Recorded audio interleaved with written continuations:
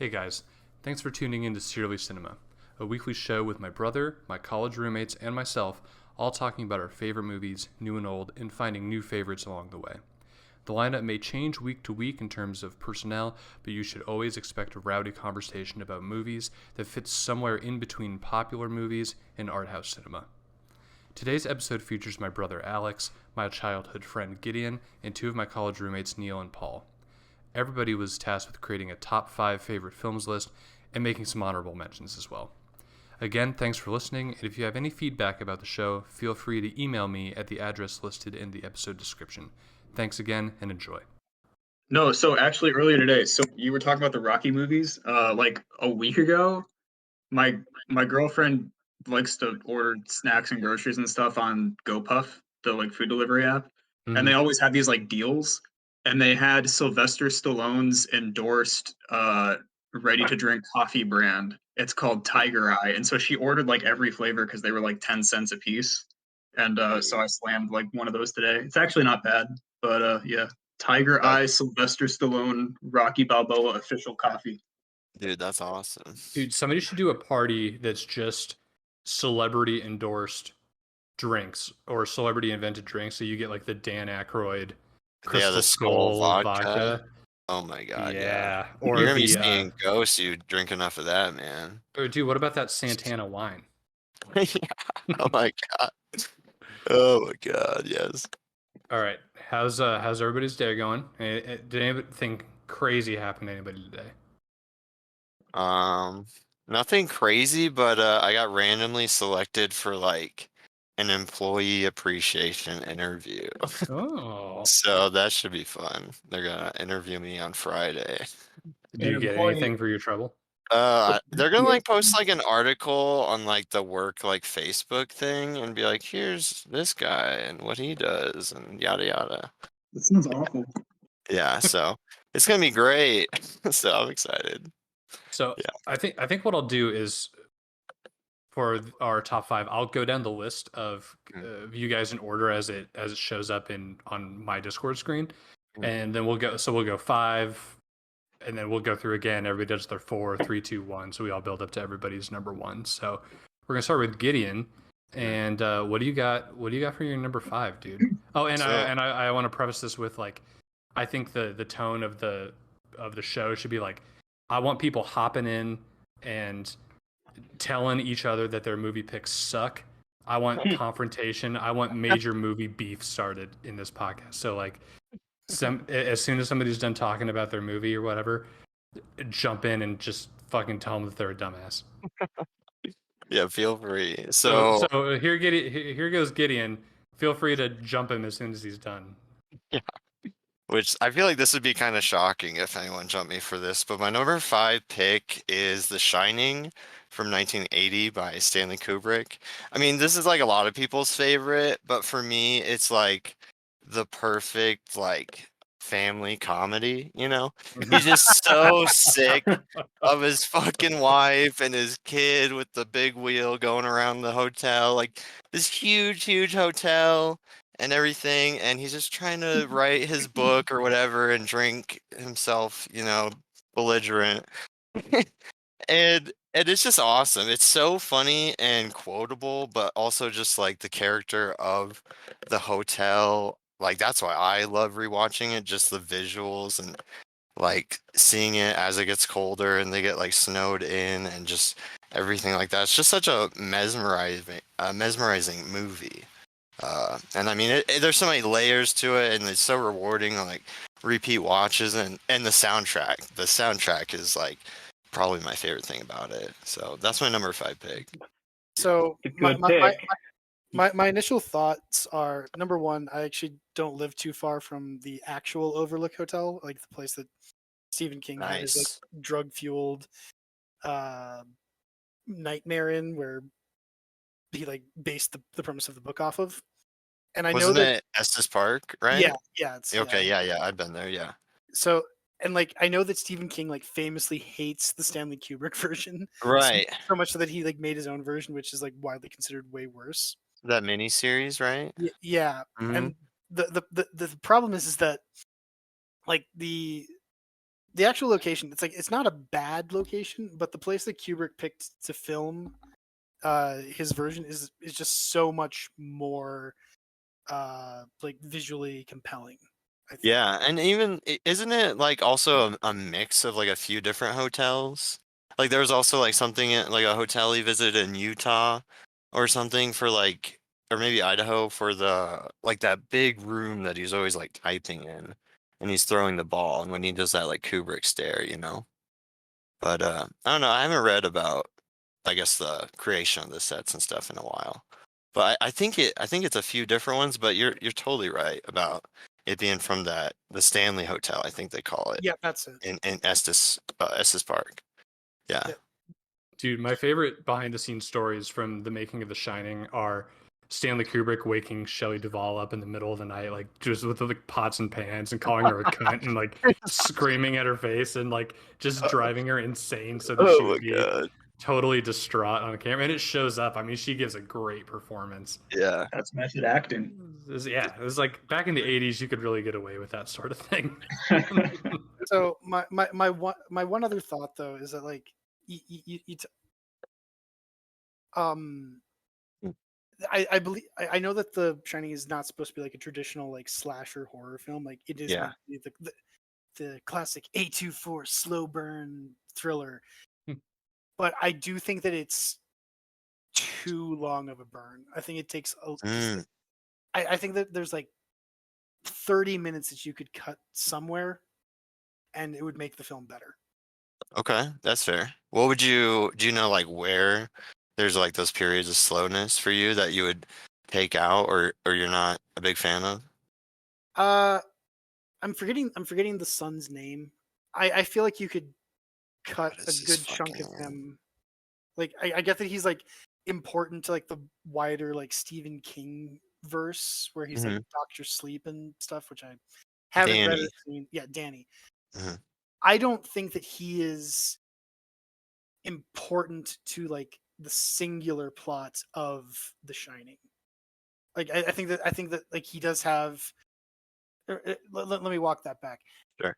I think that you could. I think he's important. Like the scene with the big wheel rolling around is iconic. Like that's a good scene. Mhm. Him like having the connection to the what was he, the cook? Yeah, Um, Scatman Yeah. Crothers. Yeah, Yeah. dude. I like gotta talk about him, but yeah, like go.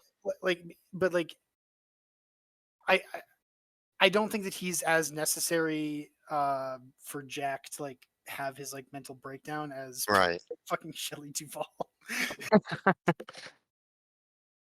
Like like like I think you could cut some of that out. I think there's mhm. You mean just like more so like kind of like Danny's like or you're saying like Shelly would be more almost like driving like Jack to like that madness than like Danny's character? Is that what you're yeah. saying? I mean Okay. like there's definitely a theme in there of that of like 6 a.m. and already the boy ain't right. Where Jack is like upset with his family, like he's Mhm. obviously not a happy person going into the setting, and then like the whole cabin fever and being stuck with like your biggest source of worry and concern Yeah. Or just drives him think crazy. just like how he's always getting so annoyed when they're just like taking him out of his work or whatever. And Yeah, you know, and it's like, even we're joking about Shelley Duvall, but she's being like a loving wife. She's like, "Oh, I made you some sandwiches." And he's like, "Are you out of your fucking mind?" or some shit like that, you know? It's just, oh man. Does any actor do out of their mind like Jack Nicholson, like better than he does? I'm hard pressed to think of another answer. I Yeah, would think like Joaquin Phoenix as like Joker was pretty great. Uh, but I'd I have would to say, think more. like I think out of their mind and unhinged are slightly different, but for unhinged, I would go like Chris Walken. Like, Oh my there's God. always like something not right about that guy in Oh, every. we'd be remiss if we didn't mention Nick Cage. Yeah, oh yeah, absolutely. I love Nick Cage. He's actually not involved in any of the movies on my list, but damn it, I need to like now I need to throw him an Yeah, honorable mention I because gotta I throw love away him my so whole much. fucking list now. So we got to move on to Neil's number 5 pick. Okay, so I didn't rank mine. Like Okay, whatever. this is a nebulous top 5, so I'm Yeah, not same gonna, for me. I'm not going to say that like one is particularly better than any other. Oh, did we want to do honorable mentions at all? Maybe We could save them probably for do the a end. wrap up. Okay, so just part of my top 5, Apollo 13. Okay. First off, just the practical effects of just like Kevin Bacon, Bill Paxton, and Tom Hanks in space are just amazing. Like, it, I have like no doubt that they're in zero gravity. There's so many shots of them where like they're talking and one person is like at 9 o'clock and like their head's sticking down from 9 o'clock, another person's at 6 and another person's at 4, and like it works. All the practical effects in that movie work. Some of the CGI is a little dated, but overall, I'm a sucker for the practical effects. That's going to be a big theme across all of my movies here. Mhm. Okay. Nice. But one of my favorite aspects of this is, so like obviously it's based on a real life event, and so you kind of know what's going to happen going into it. If you've got like any uh, you know awareness of like American history, like you know that Tom Hanks, Kevin Bacon, and Bill Paxton are going to be okay at the end of it, and it gives them the top billing, and it spends a lot of time with them, but they're not the heroes of the movie. They are plot devices. They are the guys that we want to save. But the real heroes are these like sweaty, balding guys in thick glasses wearing white collared shirts with a freaking pocket protector, figuring out how to fit a square carbon dioxide filter into a round hole. Like those are the real heroes of the movie. And like the movie doesn't quite come out and say it, but watching it, you're like, it's like the guys who got stuck in that mine a couple of years ago. Like, yeah, they didn't panic under pressure, and like good on them. But like Tom Hanks, Kevin Bacon, and Bill Paxton's characters, they're just following directions over the radio. They don't solve anything for themselves. Like there's like one scene where they have to uh, readjust without like a flight computer, and that's on them and that's skill. But for the majority of the time that they're up there, they are dependent on the guys working on the ground to get them out of the situation they're in. What's the name of the actor? I don't know if you know, but he's the guy on the ground doing all like the RAM calculations on like how much energy it's going to take to get back in. He's Lieutenant Dan in Forrest Gump. Yeah, I don't know off the top of my head. He's like in like NCIS or one of the CSI shows. He's awesome. That actor doesn't get enough credit, but he's really good. I think it's Gary something. Gary Sinise. And that's it. And you're talking about like Mission Control, right? Yeah, Like I haven't seen this movie, so I'm not familiar. Yeah, But it's the guys who like it's the literal rocket scientists, not the astronauts, who are the hero of this movie. Right. Yeah, it's a great pick. Sounds awesome. Yeah, I'll definitely watch it. It's on I my haven't list. seen it either, so I mean, I've seen like bits and pieces on TV, but never seen the whole thing through. So that's definitely like one I would be looking forward to see. PMAC, you're the next on my list, bud. All right. So I'm unsure if I should start with like the most pretentious one on my list or like maybe the shittiest one on my list that I know you guys won't want. As I said, there's going to be some last minute adjustments because I was under the impression all of these had to be Criterion movies. And also, I put my list together sort of unordered. But I guess I'll start with the last minute addendum. I'm pretty sure I've talked at length about this movie before, to all of your dismay. The Yeti, a Gay Love Story. Now, this is an indie film created in the mid 2000s. Of course, it's an indie film. And it's, I don't know if I've made any of you guys watch it with me before. I think I've made Princeton watch it with me, and he, was about as big a fan as you'd expect. The whole thing about this movie is like it's so shittily put together. you can tell the plot was just kind of like written as they went on. Certain concepts are introduced and just like left to fall apart. The humor is like totally something that like a 20-year-old like college bro and his friends would think of. I mean, it's the Yeti, a gay love story. But the whole thing about the movie when I watch it is I feel like I'm not watching the movie itself. I'm just watching like a group of like douchebags in college like have a fun time together, and it just reminds me of like shit that I would do with like you guys or something. Mm-hmm. But the everything surrounding the movie is garbage, and it all like none of it should come together the way that it does, but it just does. Like none of it should work, but it just does. And I don't think anybody understands this movie like I do. I don't even think the creators understand it like I do. But yeah, I have a special connection to it. What's the title of it again? One more time. The Yeti, a gay love story.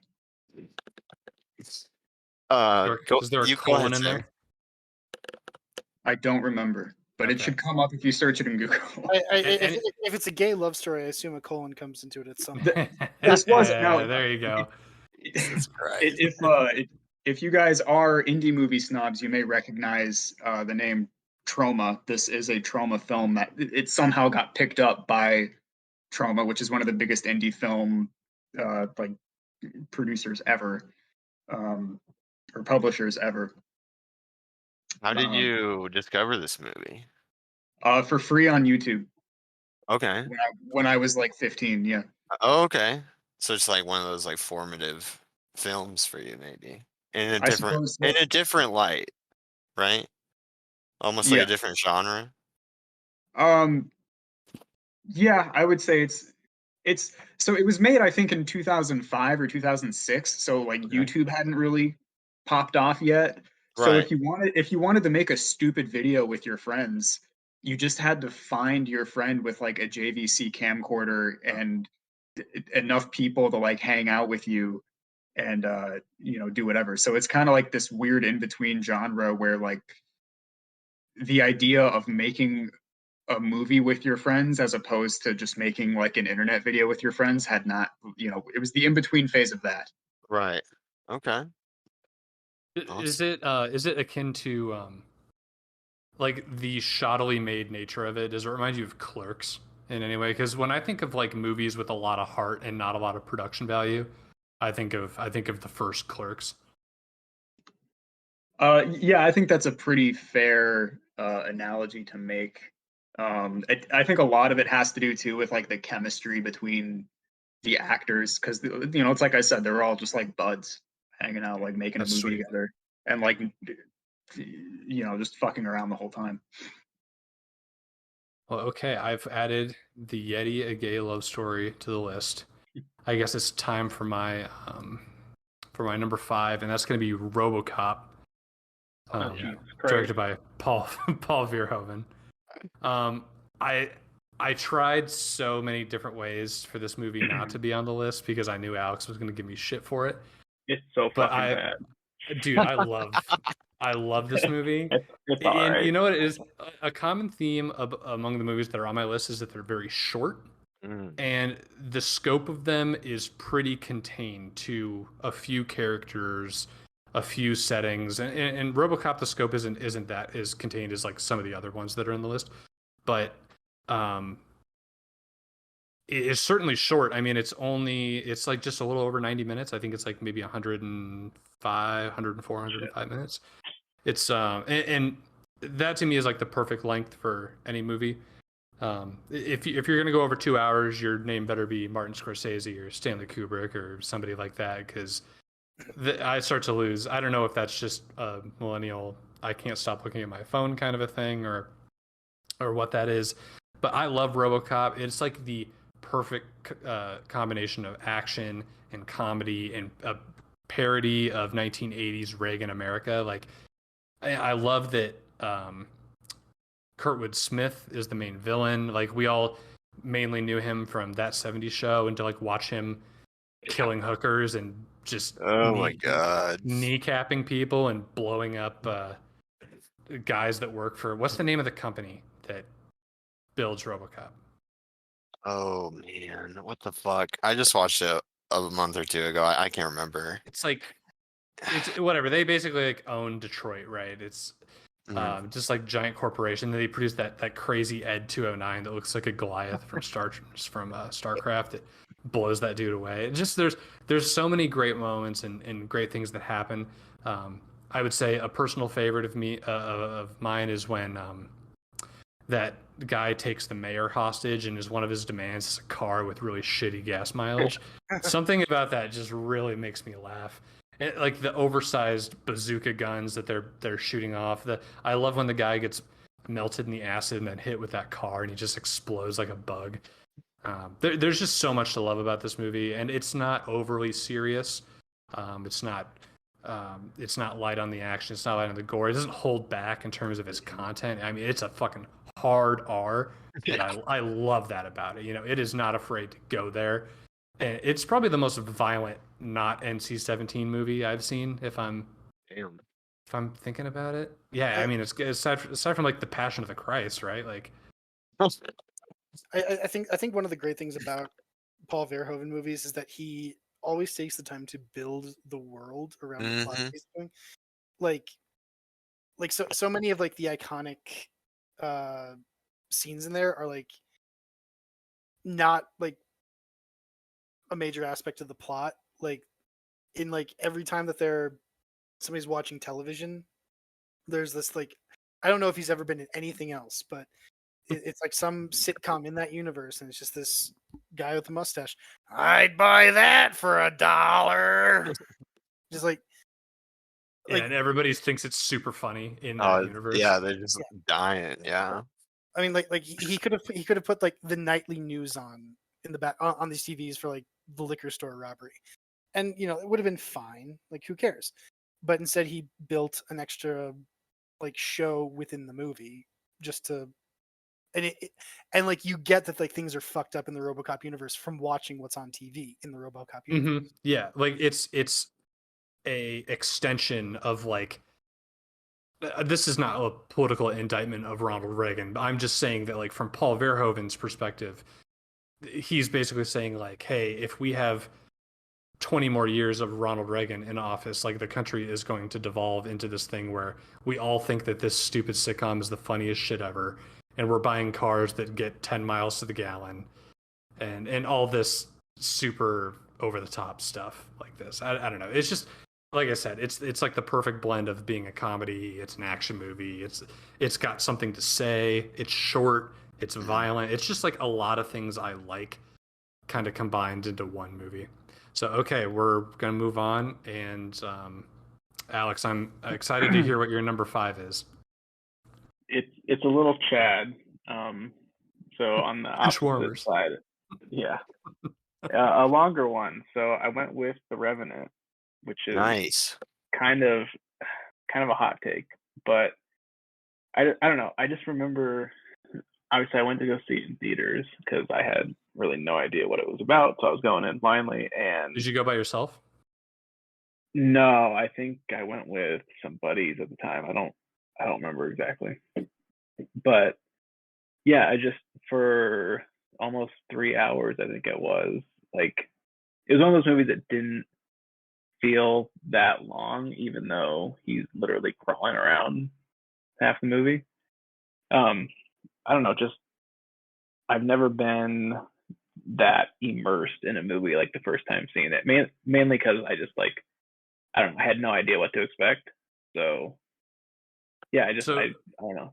So you're going into the movie theater. What's your snack lineup when you get into the theater? I'm not a popcorn guy, so I don't do popcorn. Okay. I usually a large drink, Mountain Dew if they have it, Diet Mountain Dew maybe, and then peanut M&Ms or Skittles for candy. Mm-hmm. I don't do the kids pack like you do. Hey, the kids pack is a good deal. You know what else is a great way to save money at the movie theater?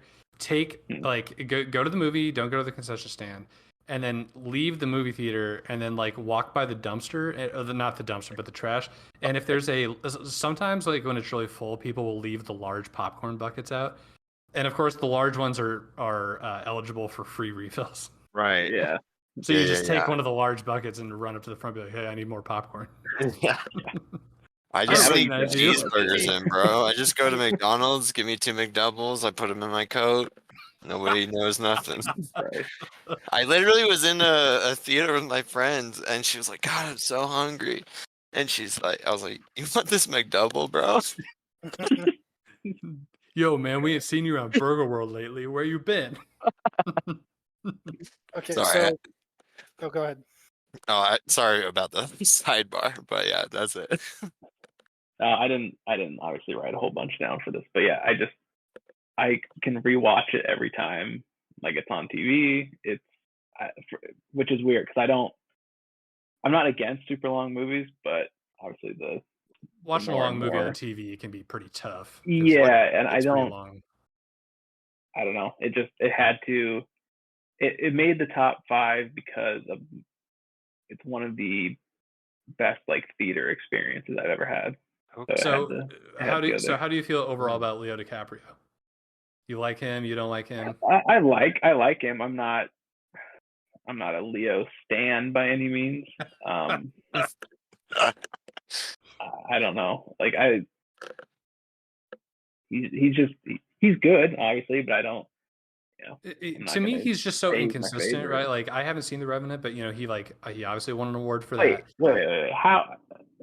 I didn't know that. How you not? I have not seen The Revenant, but I know Leo got the Academy Award for Best Actor for it. Mhm. But I also think that like one of the worst performances I've seen in a mainstream movie is him in Shutter Island, and if we were doing a bottom 5 movie, that might be like number 2 or 3 for me. Whoa. I hate Shutter Island. Jesus. Dude, Rorschach's in that fucking movie, Dude, man. Martin Scorsese directed that movie, and What? and Leo DiCaprio. It's got the Hulk's in there. There's a good cast. Just God, that movie drives me up the wall. But anyway, we'll save that for another time. But okay. Sorry, Hold on. one more question for Alex. What's another good Leo DiCaprio movie you've seen? So I'm gonna just be basic. I love Wolf of Wall Street. Yeah. Oh, I thought you were gonna say Titanic. No. Oh man. Alex sitting there Can with I a throw box one of in, Sam? tissues. Can I throw one in, Sam? At the time. Yeah, what's up? Hmm? Go ahead, PMAC. What's up? Okay, I was gonna say underrated young Leonardo DiCaprio movie, which I saw about like a month ago, Basketball Diaries. It's like 20-year-old Leonardo DiCaprio on heroin in like New York, just Yeah. like prostituting himself and like it's based off of the diary of an author who died like 20 years ago, but um it takes place in like the 70s in New York during the peak of like the heroin scene, and it's just him like running around basically being a young teenager at that time, and it chronicles his life like once he gets hooked from the very beginning when he's like 13 all the way to being 17 and like getting your dick sucked for your next fix and shit like that. Nice.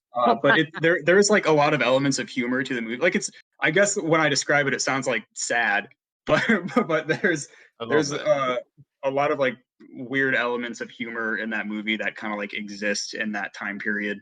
And it's also like, because it's based off of the authentic diary of like a teenager in the 1960s and 70s, I don't know, I feel like it's kind of a timepiece in its own right. Also, the therapist from The Sopranos plays his mom, and I love her. Nice. Okay. Yeah. That's cool. Alex, you and Paul started talking at the same time. What were you gonna say? I don't remember. All Probably right. nothing important. That's So Oh, I'm sorry. yeah. No, it's all good. I did have a question for Alex about the Revenant before we moved on. up?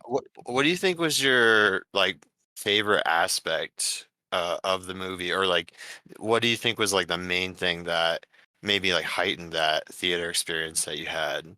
Like what performance, music? I think Yeah. everybody was so just locked in by his performance and him alone. Because I mean, the majority of the movie is just him out on Right. his own. You can't really, you can't really say the story or the action. It's just like him, his performance, and he was doing absolutely nothing the whole time.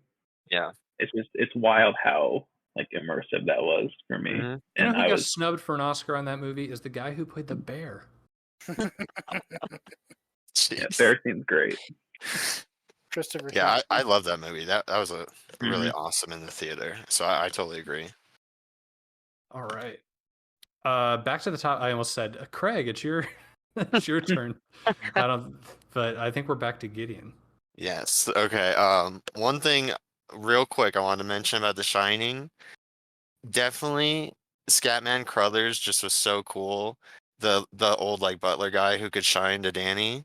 And when they do that slow zoom out and you see those badass like pinup posters he has on opposite sides of his room, that shit was crazy. The first time I ever saw that, that was crazy. Dude, okay, well, sorry. One more thing about The Shining, and then we'll Oh. get back around to your list because I just remembered that I was going to say this earlier. Gideon, you've seen Blade Runner, right? Yeah, I've seen both of them. Okay, you know Tyrell, right? The scientist. Yeah. He's the bartender from The Shining. Oh shit. Yeah, you're right. Okay. Yeah. Okay. He got cast in Blade Runner based on appearing in The Shining as that character. Oh wow. Yeah, cool little connection. And Right. I remember a lot of like visuals from The Shining. It's a very like visually memorable movie, but then the one thing that sticks out to me is that bear blowing that dude in that hotel room.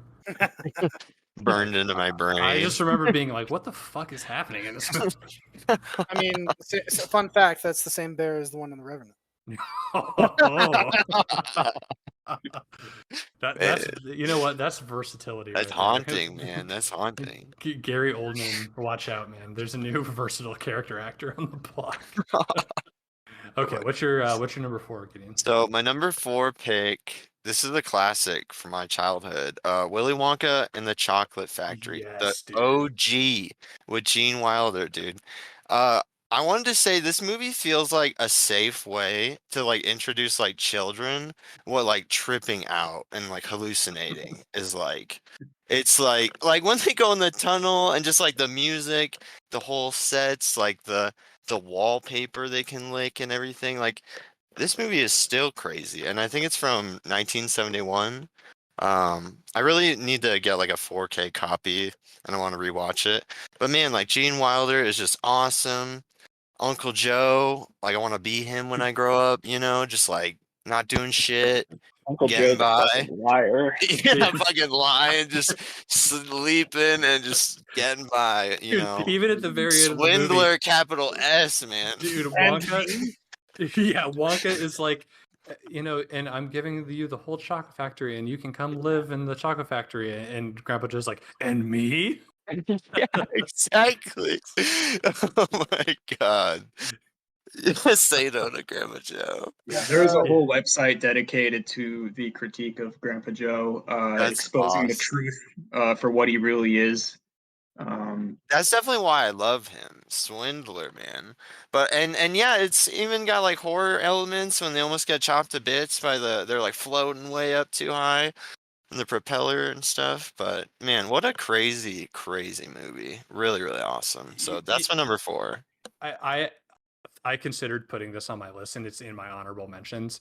I love it so much, and I think its excellence is highlighted by how terrible the Johnny Depp movie is, and like how disgusting looking the whole thing Oh is. god. Like Yeah. I was gonna say, the Gene Wilder Willy Wonka was on my honorable mentions, Nice. and just like emphasize Sam's point, like the original Willy Wonka movie was made for like no money. Oh really? Yeah. Like Oh, I didn't know that. it was supposed to be like a promotional thing for like Just like the candy. yeah, I forget. I want to say it was like General Mills like bought the rights to like produce Wonka bars, and like from the Roald Dahl estate, Mhm. and they made the movie as like a promotional tie-in for like Dude, that's crazy. $100,000. What But the then they fucked up the chocolate production so that it melted at room temperature. So just the movie came out. Like they didn't actually have the product; they just had the movie. Whoa. And then you compare that to the Johnny Depp movie, which probably cost like $100 million to make. $1 Yeah. gazillion. Yeah. 2 small things I want to say about Willy Wonka. The music is just so timeless and memorable. Like if you hear that Oompa Loompa song one time, you're never gonna forget that till you Mhm. die. And then when it, like you guys Which know is about ironic because usually after you hear the Oompa Loompa song, that is when you die. Like that's when you're either like turned into fudge or turned oh into the yeah, size yeah, of a the blueberry. you're turned into a Lego or like all that crazy shit. Anyway, And then sorry. no, you're good. The other thing, do you guys know about like what when he does Gene Wilder does that like when he introduces himself as Wonka, he does that like front flip, right? Wasn't that like totally improvised? Right? Yeah. He does like a somersault roll, and they were like really nervous, like he was gonna hurt himself or something, but it was just he didn't even tell him, he just did it. So Yeah, cool I mean, little tidbit. like I think part of the strength of that is I think Gene Wilder really wanted to do that role, like, and that's why he Yeah. like again the movie was made for no money, and he'd been working with Mel Brooks, so he Mm, like he was a big star. He could have named whatever price he wanted, but instead he was like, yeah, just let me do whatever the hell I want in this movie because I want to do it, and that's why the performance shines so much. mhm. Absolutely. And one of I the agree. visual things that stands out for me in this movie is like we were just saying with The Shining, there are certain visual elements that stand out. The thing that I remember from Willy Wonka that's a small moment is like when you go into his office and everything is cut in half. That's just such a small touch, but it's just like a small little character thing that I've always appreciated. But yeah, that's an awesome pick. And Thank you. like I said, it was it was on Neill's list, it was on my list for honorable mentions. That's some classic Kino shit. Fuck Tim Burton. No, I'm just kidding. Yeah. Johnny Depp looks like my sleep paralysis demon. And I've never even seen that movie, bro. Or had a sleep paralysis demon, but when I get one, it's gonna be Johnny. I just know it, man. Fun personal story from me about that movie is when I saw it, my grandma took me to go see it, and The at the new end of the one? movie, yeah, the new one when it came Okay. out. And at the end of the movie, the little kid sitting in the front of me, he ate too much popcorn and started throwing up the whole time. Oh, So I God. always associate that movie with just vomit. Jesus. God. Yeah. Oh my God. All right, Neill, I think you're up, man. All right, so just the next thing on my list, the original Jurassic Park. Hell yeah. Based. Okay, Fuck yeah. so like I said before, practical effects in that movie are top notch. And I think the CGI that they used is also, I think it still stands up. Mm-hmm. Like obviously there's stuff out there that is better, but that movie's what, like close to 30 years old now, and it still looks amazing. Mm-hmm. I think it has like a near perfect script. Pretty much like every setup has a satisfying payoff. Sam and I have talked about how much I hate child actors, and that's why I prefer Terminator to Terminator 2. Oh man. But like even the kids in that movie are like passable by and large. Like there are a couple of like glaring to like my nitpicky brain issues, like when the female child is quote unquote hacking the computer, and it's like a flight simulator. It's a Oh my Unix system. and like Sam Neill and Laura Dern are like trying to hold the door closed. Laura Dern not actually helping because she's at like the hinge and not at the other side of the door. But, and meanwhile, Tim, the little boy, is just like standing behind his sister with his hands on his head, hopping up and down. It's like, Tim, get the gun. The gun's right there. You don't even have to shoot it. Just get the gun. Yeah. And then at the very end, when there's Deus Ex T-Rex somehow got into the main building and ate the raptor, and nobody noticed. Snuck up on anybody. Yeah, just like that. Quietly. But it gives us the final shot of the T-Rex with the man. Jurassic World banner falling around. Oh, Yeah, dude, when that it is says sick. Yeah. yeah, when it says when dinosaurs ruled the world, just posterize Oh it. my Dude. God. That Yeah. shot is amazing. Movie Like- magic. Yeah. Yeah, like I'm willing to forgive the Deus Ex T-Rex just for that shot. Yeah. The Deus Rex, if you will. Yeah, the Deus Rex. Has go ahead. Yeah, no, you go ahead, Paul. I was gonna say, has anybody here read the book Jurassic Park? Yeah, I No, do fuck really, reading. I do can't really read love it. the Michael Crichton novels. So Michael, he's awesome. Yeah, go ahead. what I was gonna say, like, I agree with you, Neil. Like, the movie is like almost perfect. It's actually my older brother's favorite movie of all time. It like set the pace for his path in life, and now he works like selling fossils to paleontologists. The book Jurassic Park, it differs a bit from the movie in that I think it really emphasizes that the story, Jurassic Park, a lot of people don't realize, is in a lot of ways a horror. It explores a lot of like really kind of scary ideas, just about like going too far, I think, and being like too. I'm sorry, it's the the famous quote: "You thought too hard about whether or not you could, and didn't think whether you should." Mhm. I think this every time I use the AI porn generator. I'm like, dude, this is way too far. Scientists have Right. done things we're not going to be able to walk back from. The book is a lot darker. That's all that I'll say. I think kind of like drives that home a bit better. But I definitely see where like the movie wouldn't be that way. It'd be more appealing to just like, emphasize it as like a science fiction piece and sort of a Yeah. thought piece. Yeah, like the book has more like creeping horror. Like going back to The Shining, it is a little bit more of a slow burn. It's very gritty. Like there's one scene where Jeff Goldblum's character has pretty much like the same character arc where he's like severely injured and he's in what they think is a safe zone, and then he realizes that there's a velociraptor like above them and it's chewing through the like structural support of the building because apparently like it has like the same jaw strength as a hyena and hyenas can like gnaw through anything given enough time. Wow. And so like he can't move and he's like just staring at this velociraptor as it like slowly chews through an iron bar and is like salivating onto him and he can't even get away. Jeez. It's messed up, dude.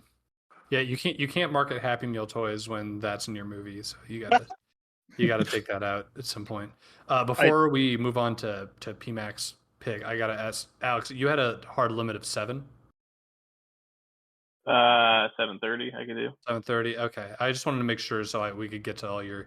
If it comes down to it, we can get I through mean, your I can just picks. list mine off and then I can hop out. That's Yeah, fine. but we don't have to do that until we're closer to 7:30 if it comes down to it. So Yeah, it's all good.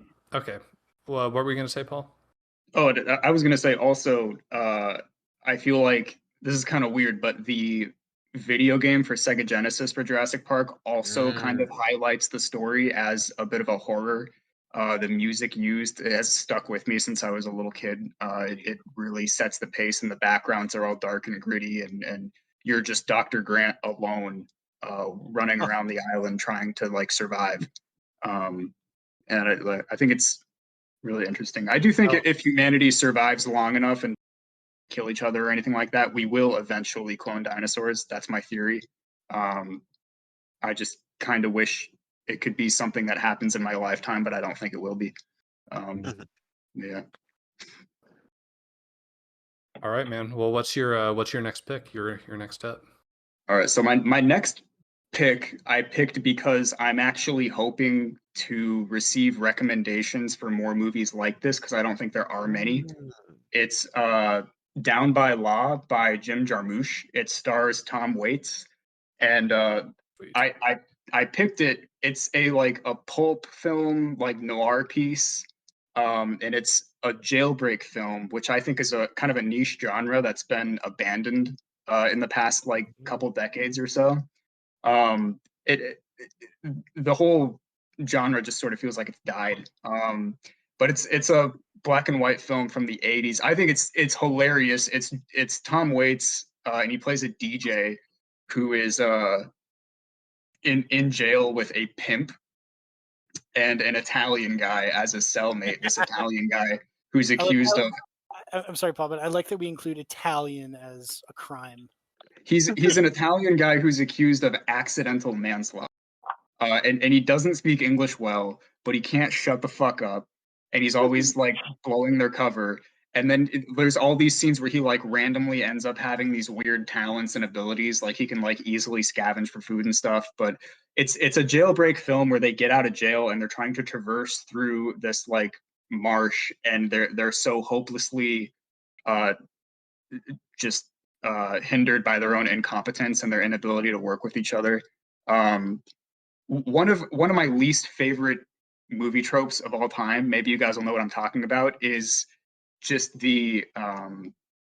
just the pack of goons. Do you know what I'm saying? Yeah, But like the weasels and Roger Rabbit. yeah, exactly. Just like the Ophi doofus pack of goons that like maybe they'll try to attack somebody together and then they'll get scared and run away and or something like that. But like it's like this movie is like centered on that trope as the main focus. Mm. So It's one for the goons. yes, one for the goons. It looks good. I've never heard of it, but added it to my list. It looks good. Sounds good. Colloquially in our household, we always refer to crab rangoons as goons. So it's like, you know, pick up 2 orange chickens and an order of goons on the way home or something like that. So okay, let's see. That was Down by Law, Very and nice. I'm gonna move on and say my number 4 is Martin Scorsese's Taxi Driver. Nice. I love this movie, not just because I look like the main character. It is. Travis Bickle. It is. I mean, what can you say about it? Like, you hear so much about it, and then you go and you watch it, and it totally lived up to every expectation that I'd heard going into it, which was not the case for Raging Bull, the other Martin Scorsese movie, which I really liked. Sorry, I just made it sound like he has 2 movies. That's not the case. But I've always heard that Raging Bull was like the tits, like that's the one to see, and I didn't like that one as much as I liked Taxi Driver. So Robert De Niro is awesome in it. I mean, he was in Mean Streets before this, but this was his like first huge movie. It's super quotable. I mean, people quote it all the time without even knowing it.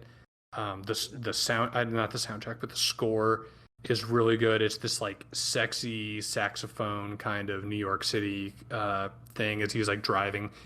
A lot of it takes place at night, so it's lots of like neon and car lights, and this guy is weirdly relatable, and then just turns into a total psychopath by the end of the movie. And he's like blowing people's fingers off and shit. You know, like, and then he takes Sybil Shepherd out on this date, and she's way out of her league. And then he takes her to a porno movie, and it's like the most awkward thing you've ever seen in a movie. I don't know. There's just. Have any of you guys seen Taxi Driver? I still have yet to see it. I have. So good. It's I'm just gonna go ahead and assume this is a no spoilers podcast, but I spend a lot of time like speculating on the ending and like what interpreting it. And the people that I watched the movie with the first time, we had like an hour-long discussion afterwards, like trying to figure out if there was something deeper to it, or like what the director's intended message for the ending was. Because I think a lot of people have opinions on how much of it is real and how much of it is not. Oh, sure. I'll also mention that Harvey Keitel is in this movie, who would probably appear on my top 5 actors list. He's good in everything. I don't know what else is there to say about Taxi Driver, one of the most talked about movies ever. And I think you can also judge the quality of a movie sometimes based on how many movies are just complete ripoffs. And in this case, there's 2 notable ones that are like very well regarded in their very well regarded movies in their own right. 2013's Drive with Ryan Gosling is very similar to Taxi Driver, and so is Joker, the 2019 Joker. Do you think De Niro's casting in Joker was intentional on that front? Yes, absolutely. Absolutely. Yeah. So I will be excited to get Gideon's input and Alex's input on this movie if it is ever chosen as a watch. It's just, I don't know. I can't say enough good things about it. But yeah, I think it's also one of those movies that's almost become more relevant today. It only continues to become more relevant, just being a movie about like, in my opinion, isolation and just like a young man's I don't know, violent thoughts or bizarre social isolation that yeah, comes with being like a post Vietnam War Taxi Driver and like Young Man. And I think this could be a subject for deeper discussion when, or if it gets picked as a watch. But I think you can trace the psychology of like modern day school shooter or mass shooter stuff back to a lot of like what's talked about in Taxi Driver, like the isolation, the lack of identity, the just everything like that. So I think it's definitely you're right in that you say that it's something that has a lot of like modern implications as well. So I'm excited to hear what my brother's number 4 movie is. So, number 4, it made the list. It Follows. Okay. Oh, nice. After long thought on this, it was in my honorable mentions, but I actually moved it up recently in my horror movie list also. So, yeah, for those of you that haven't seen it, just the quick rundown is basically it's an STD that follows you around. You can't like escape it, and it appears in the form of family, friends. There's like a couple entities that they don't really show you, but like you know that it's coming for you and it's following you around. No pun intended. Yeah, I remember somebody recommended it to me and they were explaining it to me, and I was like, "This sounds like it sounded interesting, but it sounded like how is this going to be a good movie?" But anyways, yeah, I sat down and watched it, and I think to this day that's probably the most unique movie that I've seen. Obviously, I'm not a big movie guy, but yeah, I just especially at the time I hadn't seen anything like it, and still to this day, and it's one of those ones that on first watch just kind of stuck with me, and probably the creepiest movie I've ever seen. Like there's a couple scenes in it where they're on like a beach and they go into a house and they're trying to outrun the STD from getting to them basically, and the scene where this fucking like 7-footer just walks through the door. He like it looks like a psych ward patient, and like I don't know, that's probably the most memorable scene from that movie because I've never been that creeped out before. And yeah, I mean, like obviously I love old slashers, Eli Roth, gore porn movies, like all of that, but It Follows is just something that So the thing I that comes find to myself mind, rewatching it every couple of years. what I think about when you mention this movie is I know that it might not be on your list. It's probably in your honorable mentions, but Nightmare on Elm Street. It's in one of them. Yeah. So what made me think of that is that I haven't seen It Follows, but it seems that there's a connection for you there between these horror movie entities that are somewhat inescapable, because it's like you're eventually going to have to fall asleep, which is what's creepy about Freddy Krueger. So is that you think that's the same?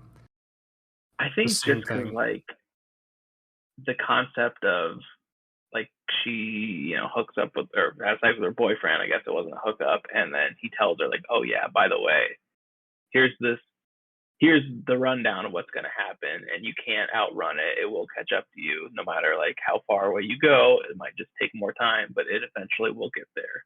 Mm-hmm. And like she's in school and she's like, she looks out the window and she sees this like girl staring at her, and then the girl starts walking towards the classroom, and then she obviously Halloween like, oh, reference, right? Yeah, sort of. And then like she's like, "Oh shit, there it is. Like I have to." And then she like takes off, and then you like the thing is always walking. Also, it's not. Yeah. It can't get into a car. It can't travel by plane. It's just a really. Can it walk on water?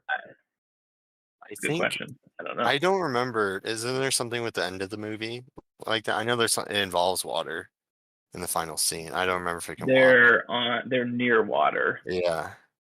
Okay, I'm gonna have to watch this. Don't spoil it for me because I want to see it. Yeah, they're in like a pool that are outside of a pool, I guess, and like yeah, I won't spoil too much of Yeah. it, but yeah, I don't like modern horror very much. Like the A24 stuff I love. What do you mean? Do you don't like the fucking Conjuring? What's wrong with you? Conjuring is one of Conjuring and like the A24 stuff are like the only ones I can really Dude, do. I will say that what's the name of the actor? He's Night Owl and Watchmen. He's the priest in the Conjuring movies. yeah, That guy's awesome. Yeah, I love that guy. I have a Yeah. few things to add about It Follows when Alex is done. No, I'm good. Go ahead. Nice. Yeah, I mean, I also love that movie. Probably one of my favorite horror movies. Again with the music, it's done by this artist called Disaster Piece, who also did the music for the video game Hyper Light Drifter. He's done a lot of really cool electronic music and stuff like that. Yeah, I was gonna add that. Like the score in that is It's great. creepy. Yeah, Does that it like have that like synthy John Carpenter vibe to it? absolutely, and lots of just like really gets your heart pumping. And then a lot of the movie takes place in I think Detroit, Michigan, and a lot of the actors are Michigan actors. And that guy that you mentioned that's like 7 foot tall or whatever, I think he's the tallest man in the state at that time. He's probably taller than 7 foot. Yeah, he's huge. Yeah, but just him walking in the door, like hunched over, horrifying. and then he just walks past them, and it's like, I don't know. Yeah, you gotta watch it if you haven't. And it's not that long. I think it is under 2 hours. So yeah, that's another bonus for you too. It's not that long. Yeah, I love that movie. But that's all I got. That's awesome. I'm gonna have to check that out. That does sound like a good one. I'm looking at screenshots like of the tall guy walking in right now, and that's it's horrifying. Yeah. And that's fucked up. The music and how it literally follows and it like never really stops. It doesn't stop at all. It's just always meandering towards you. Yeah, definitely. Okay, so I guess we'll cycle back up to Gideon then. Yeah, so for my number 3 pick, I picked The Lighthouse. Easily my favorite movie of 2019. It's like the best movie ever about like having a shitty roommate that you just hate. And they're just like so insufferable. It's like a pitch perfect psychological thriller. It's got like everything I wanted in a movie that's just about a lighthouse and takes place in a lighthouse, with like just them like doing the maintenance and how like creaky and shitty it is, and like dealing with the weather and everything, and like the old-timey look and the 4:3 ratio. It's just so funny too. It's like ridiculously funny when it almost feels like it would be boring, like from the outside looking in. And that like foghorn thing in the score or whatever, that is awesome. I just love that movie. Really. And Willem Dafoe's in it too. Yeah, Willem Dafoe, Robert Pattinson. Just that guy's got a huge cock. Yeah, dude, that is what I've heard. I don't have firsthand experience, but I do. I don't know if the only person that would have the Antichrist on their list would be like Paul, but I've heard that when they were making Antichrist, there's a scene where they required nudity, and he like went to whip his penis out, and the quote from people on the set was, "It was so big that we were confused," which I don't even know what that means, but apparently Willem Dafoe's hung like a bottle of Barefoot wine or something like that. So Jesus Christ, no surprise. No, I remember watching The Lighthouse just when COVID quarantine started, and it was foretelling, I suppose. But I absolutely loved it. I think Robert Eggers is probably one of the best working young directors. Up and coming, yeah, for sure. He's great. I love the Vivitch, and I love the Northman. Yeah. He hasn't turned into anything that I haven't liked so far. I agree. Xander and I watched The Lighthouse at the beginning of quarantine as well, and we saw it as a metaphor for living situation together during the times. But, Paul, the question is, who was who? Yeah. Well, I mean, Xander was obviously Willem Dafoe. No, come on. No, I'm sorry. Paul is the Willem Dafoe in that situation. Xander is not alpha enough. That's awesome. I'm curious, Neil, is The Lighthouse on your top 5? No, it didn't make my top Damn, 5. I thought we were gonna have overlap for sure. I know how much you like that movie. No, I Well, like.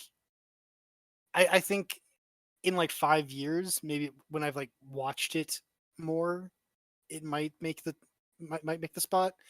But like it's like too recent in my mind. that's Yeah. fair. Like it's just it's too soon to be a classic. That's totally fair.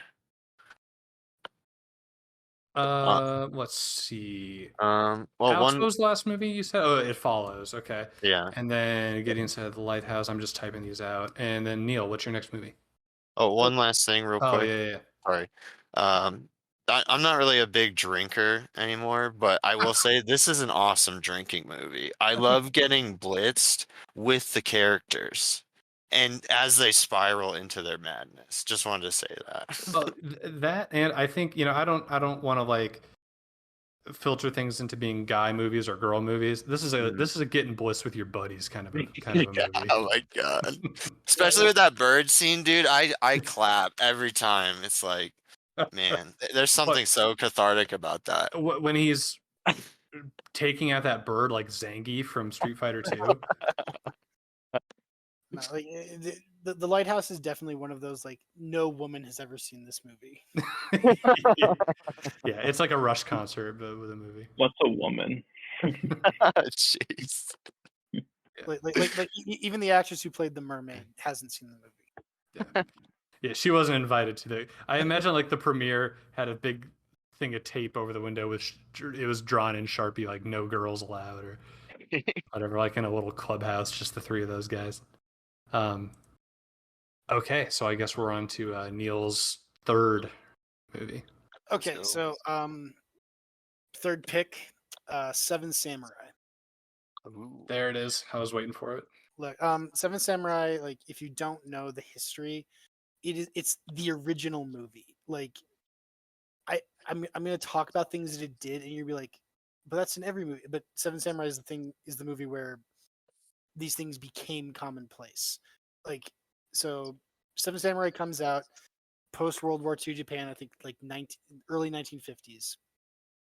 And like prior to this, like movie making was barbaric.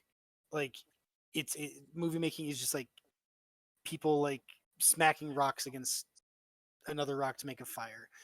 Like there is good stuff from there. Like there's like the Buster Keaton like stunt movies.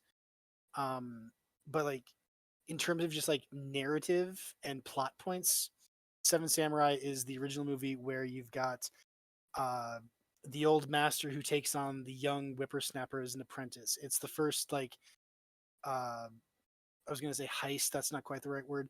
It's the first one like you assemble a team of experts to take on a job. It's the first movie that used slow motion for dramatic effect. I think it's also one of the first movies where it's like not based on a historical event where they kill off a main character. Like before that, it was like you didn't kill your lead actors in the movie. Like it's just like so foundational to modern cinema that I couldn't not include it. Yeah, dude, and I totally get what you mean by some of those things because like when I was watching The Grand Illusion last week, I kept thinking to myself like this movie is good and this movie is creative in a lot of ways, but it was missing key elements of movie making. Like when we're watching a modern movie and there's a shot that lingers on somebody and then it fades to black and then it fades up from black and they're in the same place, we can generally assume that a lot of time has passed. That's there's like a language to that kind of cinematography. And this Grand Illusion movie, didn't have any of that. It would just like cut, and then it was like 6 months later, and you were just supposed to figure it out from the dialogue. So I can definitely appreciate you wanting to include a movie that's just like building those foundational things so that other movies can really benefit from them. And like the thing is, like to that point, like there's so many instances where like somebody walked so that something else could run. Like Seven Samurai doesn't walk; it is running. again, it's formative, but but also knew exactly where it was going. And I think that's just like a testament to Akira Kurosawa and his direction, and the Mhm. fact that like so many like this will come up later in my list, but like there are movies where uh like something existed and then something else that we consider a classic came along. So like one of my honorable mentions is Star Wars Episode 4. Yeah. But that is but Akira Kurosawa made a movie before called The Hidden Fortress, and outside of like the sci-fi elements of Star Wars, George Lucas like totally just stole the script for Hidden Fortress. Yeah. Similarly, uh, there's a duo of movies that start with Yojimbo, which is about a wandering samurai, and it's the first two movies of it's of the good, bad, and the ugly trilogy. It's A Fistful of Dollars and For a Few Dollars More, just with a samurai. Yojimbo was considered for my list. Yeah, but yeah, it's like Fistful of Dollars and For a Few Dollars More were considered for my list, and I was like, but it's just Clint Eastwood in a spaghetti western, but the original was just made 15 years earlier with a samurai. Uh, I think it just speaks to Kurosawa's skill and influence as a director, and like how Yeah. groundbreaking he really was. Just him being 20 years ahead of every other director, basically. Exactly. Yeah, awesome. So I'm excited to get to PMAX, and then I'm gonna do another one, and then I'm gonna let Alex finish out his list, and then he can. Yeah, What rate are you doing tonight, Alex? Old Noir. Hold. Yeah, it's Sweet. been out for about 3 months now, and I'm kind of sick of it, but it's all Okay. good. Are you gonna get any hot loot tonight? I'm hoping so. Okay. PMAC, what do you got? All right, so believe it or not, I have two movies starring Tom Waits on my list. Awesome.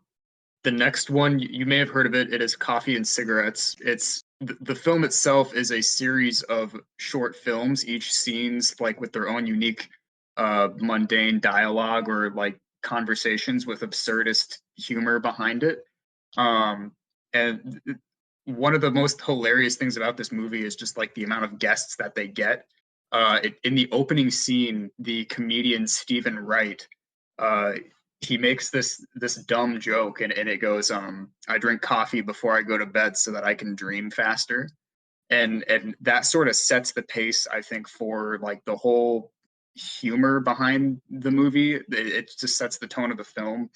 Um, it's I guess like the Tom Waits scene specifically, it's him and his buddies. They're smoking cigarettes to celebrate that they quit smoking cigarettes. And like so many of the scenes, they're just so memorable due to the cameos in this film. There's like Iggy Pop, Tom Waits, Jack and Meg White have a scene, Kate Blanchett, Stephen Wright. Like I don't know how they got the budget for this movie to get all these actors because it's a relatively like low budget film. There's one scene, my favorite one in the entire film. It's Bill Murray drinking coffee and smoking cigarettes with Wu-Tang Clan. And he's just like going crazy talking about the dangers of caffeine and smoking cigarettes. And in the very end, he like has to stop and whisper to the Wu-Tang Clan and like advise that they keep his identity a secret. And and they're like trying to calm him down and give him advice to like uh help his smokers cough and stuff. It's crazy. There's also like kind of weird pretentious scenes like, go figure, like Jack and Meg White. It's like they just spend like 10 minutes pontificating about like Tesla coils that don't even work or some shit. But like it's definitely a very interesting film. I would recommend it even if you don't like it. If you don't end up liking it, it's just like the the the level of improvisation used in every scene is variable. Like some of them were almost entirely unscripted. And normally I'm not a fan of improv, but the humor behind this movie and the cameos that they were able to get like lets me give it a pass. Nice. Dude, that sounds awesome. I didn't Yeah, that know. sounds I knew great. that Tom Waits had done scores for some movies, but I didn't know he was in so many movies. Yeah. Yeah. Yeah, I thought Ballad of Buster Scruggs was his like film debut, but apparently I'm way behind the times. Yeah. Yeah. Okay. So, for my number 3, this is going to come as a shock, I think, to Alex that this is on my list, but I couldn't leave it off. Is William Friedkin's The Exorcist. Nice. I love this movie. Uh, it was made in the early 70s, and what could possibly have foreshadowed the following decade where America was just on its knees than this thing, right? Not a feel good hit. Like, think about, like, you're a hippie. It's like the summer of love. It's 1968, 69, kind of getting into 70, and then boom, The Exorcist comes out. It's like almost impossible for me to think that flower power in this movie coincided, but in a way they kind of did. And like people ask, like, where did all the hippies go? I think The Exorcist killed every hippie. Like, there's just something so primally evil when you're watching this movie. It does a lot with a little. There's a pretty small cast, and people think of just the ending. People think of all the stuff that happens within the room with Reagan, but it holds such a large place in our minds. But really, it only takes up, I think, like the last 45 minutes of a 2 hour, maybe the last half hour, 45 minutes of a 2 hour movie. On crazy special effects, and I think it's the movie that has most, for the time of its release, probably pushed the envelope the most in terms of what you could get away with in terms of content and still get an R rating. I've heard that, like, generally speaking, a movie won't get an R for violence alone, and it won't get an NC-17 for violence alone. It won't get an NC-17 for sex alone. But when you combine sex and violence, that is when you start pushing into NC-17 territory. And if a 14-year-old girl sticking a cross in her hoo-ha isn't going to give you an NC-17 in like 1971, like, I don't know what is going to do it. Everybody's awesome. I don't know the name of the actor, but the Jesuit priest, the young priest, is amazing. Max von Sydow is amazing. One of those little lines that sticks out to me is the beggar on the street who accosts that actor, or the Jesuit priest for money, and he says, "Can you spare a coin for an old altar boy, Father?" I don't know. There's just a million things I love about The Exorcist. I'm assuming most of you guys have seen it. I still need to see that. Yeah.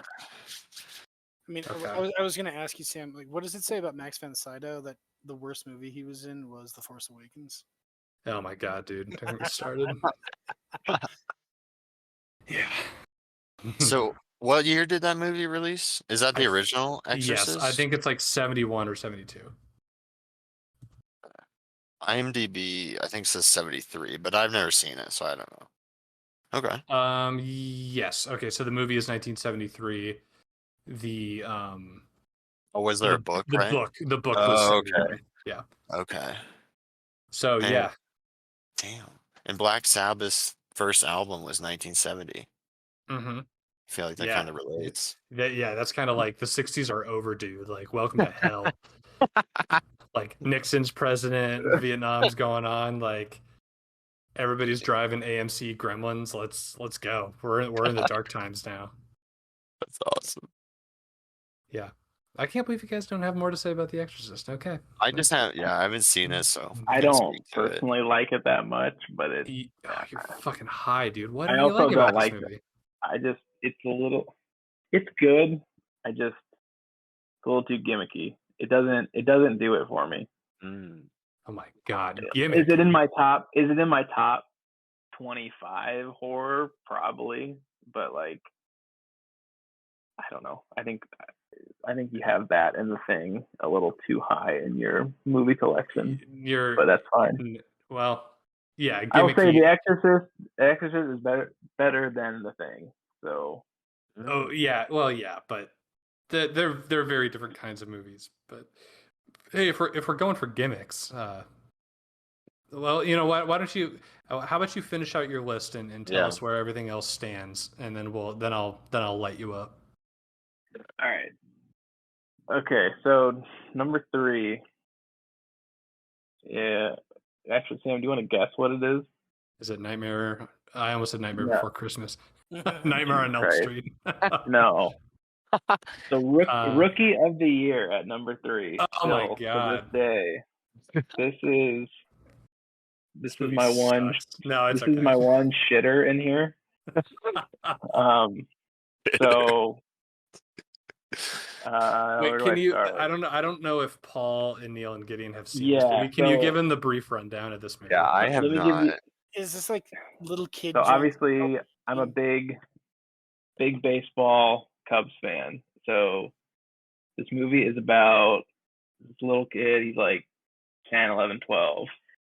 And he has this freak accident injury with his arm. Like, I don't remember what exactly. It's been like probably 5 years since I've seen it. But he injures his elbow, and basically he's going to get it looked at, and they realize that like one of his ligaments is fucked up, and it has like this hyper twitch to it where it like snaps really quick. Like he like winds it back and it just goes forward. Yeah, super realistic. Anyways, they realize like he's a baseball player, a little kid, and he can just start throwing it like 90 miles an hour from this accident. So That's awesome. long story short, he's at a Cubs game, and there's a home run that's hit, and like at Wrigley Field, if the opposing team hits a home run, you're supposed to throw the ball back onto the field. You're not supposed to keep it. And so all the adults are like, "Hey kid, like give it here, I'll throw it on the field, whatever." And he just winds up and throws a fucking strike to home plate from like left field, like the left field bleachers. And like everybody stops and looks at him. He's like looking at his arm, like, "Holy shit! I just threw a rope from the bleachers right to home plate." And so like he doesn't like try out. The Cubs are like, "Oh my god, this kid's 12, but we could use talent." Talent. It was the 90s. This is the 90s Cubs, Dude. Yeah, and they were awesome. fucking terrible. And so then he like plays for the Cubs. Like he's a 12-year-old in the big leagues, and like he's up to play, and like to show how like obviously little he is, and like they can't throw a strike to him because his strike zone's too small. And he's hanging out with the team, and everybody's like drinking and stuff, and he's just this 12-year-old, and they're in the locker room, and yeah, super. It didn't age the best, but Oh, that's the best. Alex, you're bearing the lead. Tell everybody who his mentor pitcher is. Who is? What am I missing here? Dude, it's fucking Gary Busey. Oh yeah, Gary Busey. What was his name? Chet Rocket. Stedman. Yeah. Ed So- Stedman, is that it? Chet Stedman is the guy he plays. That might be the kid. Gary Busey. Oh, Yeah. okay. Gary Busey plays Chet Stedman. That's And he awesome. basically he teaches them like all about the big leagues, and yeah, it's super fun movie. It's been a while since I've seen it again, so I don't know, I might have to go do a rewatch, and then I think it holds up though, because I watched that movie an absolute absurd.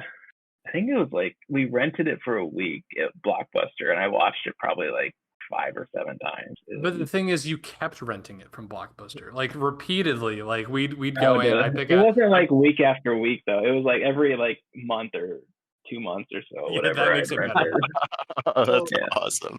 So Alex, Because like I was 5 6, 7 years old, and I was like, wanting to see Cubs movies, and that was it. That for was me. the one, man. Yeah. What were you saying, Neil?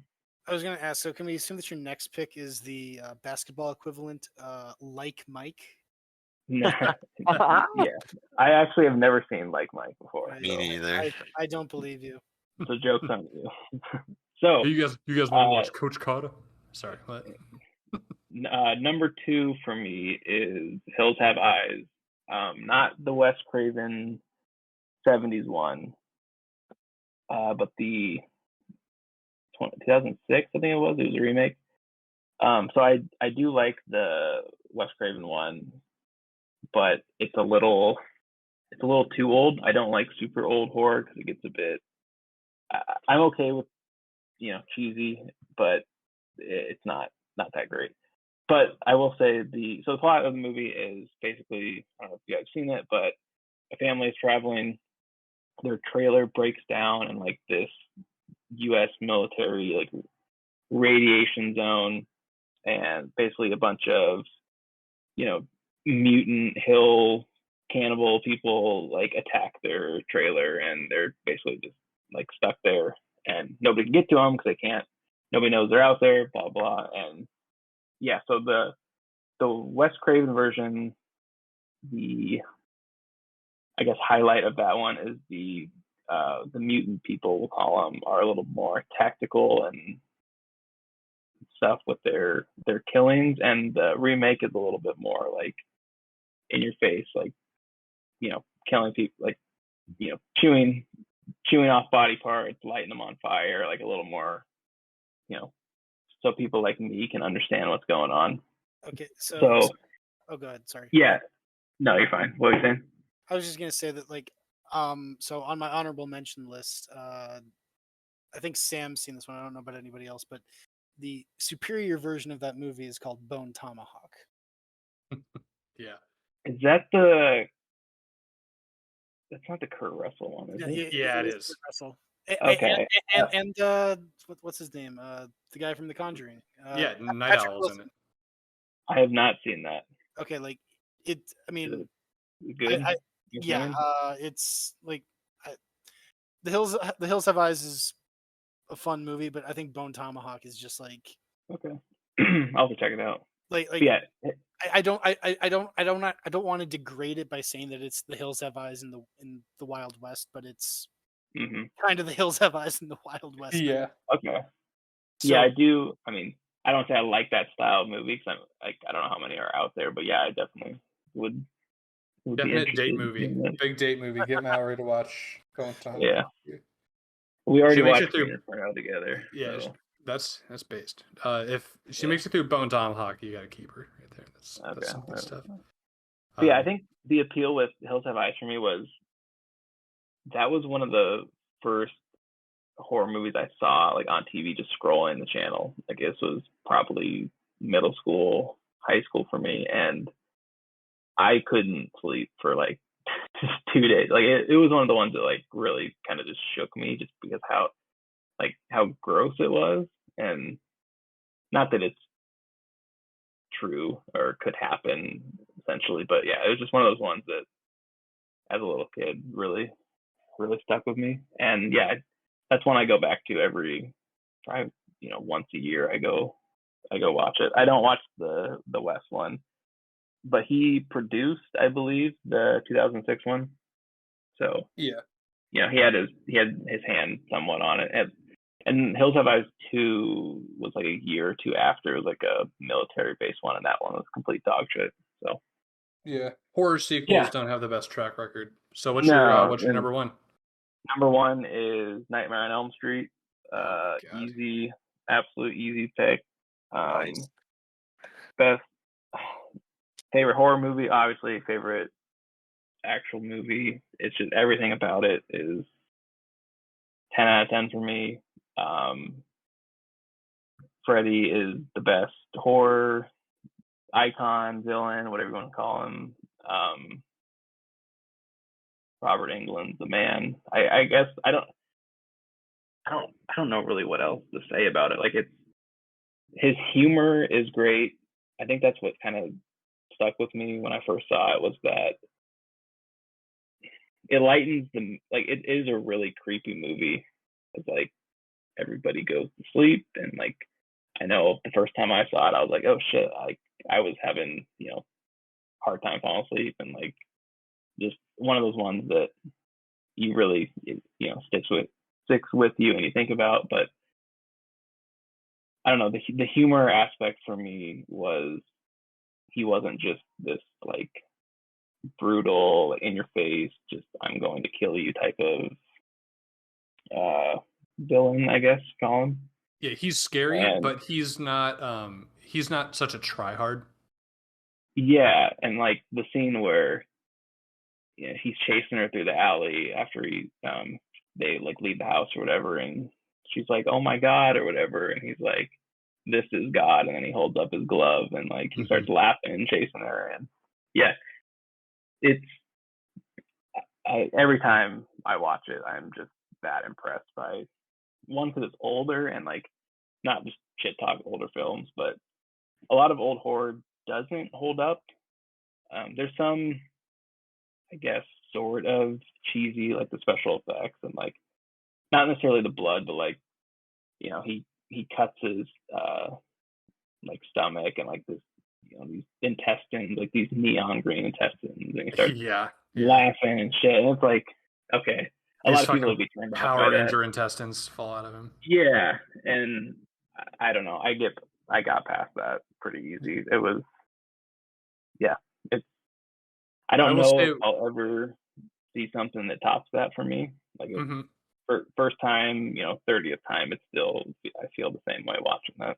It can be very hard for a movie that we watch later to top one that we watched in our formative years, no matter what the quality of the new one is, because it's just such a part. We associate it with being younger, and we associate it with like my next pick is kind of going to be like that. But yeah, I remember when we watched it, I thought it was I thought it was good, and the thing that really stuck out to me, I guess, was the mix of humor and more traditional like slasher horror, and how unique Freddy is in that pantheon. Like between the three big ones, Mike Myers, Jason, and Freddy. Freddy is definitely the most unique, both in his visual design and just in his personality, in that he actually has one. Right. But yeah, definitely that's a solid pick. So you can stick around as long as you need to. Whenever you need to bounce, you can just bounce. I'm gonna hop out. But my honorable mentions, number 6 is Halloween, obvious reasons, and number 7 was Pulp Fiction. So didn't quite get there. Pulp Fiction was going to be in the spot of The Revenant, but it sounds really shitty to say I like The Revenant more than Pulp Fiction, but that's okay. It was close. So I'd say that's a fair trade, for your list. Nice. That is all I got. Will you send me, Sam, the list of everybody's? I'll send you the completed list once we're done. Let's see. It was 7 Samurai, and then Paul said it was another Tom Waits movie. What was it? Coffee and Cigarettes. Coffee, yeah, and cigarettes. And then the law one. What was Down by Law? Yeah, I got Down by Law, and then Alex said Nightmare, and Hills Have Eyes. And I can't believe I'm adding Rookie. There's like 15 R-rated movies, and then Rookie of the Year in this list. It's so good, dude. I remember. I'm definitely watching it now. I remember like little moments from that movie, like the owner of the ballpark being like $4 for a hot dog. Like I don't know, just stupid shit like that. My God. And I don't know. It's very 90s. It's great. Yeah, I guess I almost had Good Burger was gonna. Good Burger was really close. That's awesome. Making it also. Dude, Good Burger, that's another example of like, hey, 90-minute, you're in and out. It's a masterpiece. Yeah. It's got Abe Vigoda. It's got Shaq. You know, what else do you want? Yeah. It's got Carmen Electra in it for like 10 minutes. The number one way to experience that movie is like as a 12-year-old sleeping on the couch at 3 a.m. and just catching it on like Nick at Night. That was my experience, at least. That's how we experienced it. We had an older cousin, Colin, who rented it on an orange Nickelodeon VHS. Yes. Very of the times. Well, thanks for showing up. Good luck in your raid. I hope you get all the sweet gear. God, I hope. Yeah, good list, man. Do it. So. All right, see you guys. Peace. See ya. All right, Gideon, back to you, man. All right. We gotta round these up. Grace is shaking a frying pan at me like an old lady from the from the 20s that I gotta wrap it up so we can eat dinner. But No, I feel you. we'll get through these. Yeah. So I'll be quick too. So I'm gonna switch my 2 and 1 around, even though the order doesn't really matter. But dude, I hope you guys have seen this movie. But Kung Pao, Enter the Fist. I This have not movie seen is this. the shit. This is the best stupid movie I've ever seen. And I saw it as a kid, and it was like just transformative and it's so quotable and just so goofy. But the premise is just like, I think it's is it Steve Odenkirk, I think his name is.